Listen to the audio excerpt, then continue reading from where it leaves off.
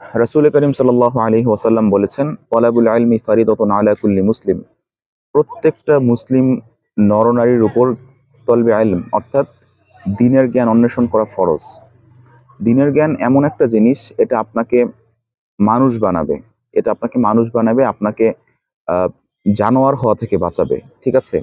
আর দ্বীনের জ্ঞান যখন আপনার মধ্যে না থাকবে, তখন এটার বাস্তব উদাহরণ হচ্ছে বর্তমান ইউরোপ আমেরিকা। তাদের মধ্যে আসলে শুধুমাত্র তাদের মধ্যে মনুষ্যত্ব নামক একটা যেই আহ, বস্তু আছে, আমরা বলি আসলে এটা কতটুকু আছে, এটা যখন আমরা বিভিন্ন পত্রপত্রিকা পড়ি, বিভিন্ন মিডিয়াগুলো দেখি, সেখান থেকেই আমরা বুঝতে পারি। আর একদম ভিতরগত যেই জিনিসগুলো আছে সেটা তো বলাই বাহুল্য। কিন্তু আপনি অন দি আদার হ্যান্ড আপনি দেখেন এশিয়াতে যেই রাষ্ট্রগুলোতে মুসলিমরা আছেন, যেই রাষ্ট্রগুলোতে মুসলিম সমাজ ব্যবস্থা আছে, চাই সেটা যতই ভঙ্গুর হোক না কেন, সেখানের সমাজ ব্যবস্থা আপনি দেখেন হয়তোবা ল অ্যান্ড অর্ডার অত একটা মানে শক্ত না, কিন্তু তারপরেও কিন্তু মানুষ নিজের নৈতিক বলেই কিন্তু সমাজগুলো এখনো অনেকটা পরিশুদ্ধ আছে।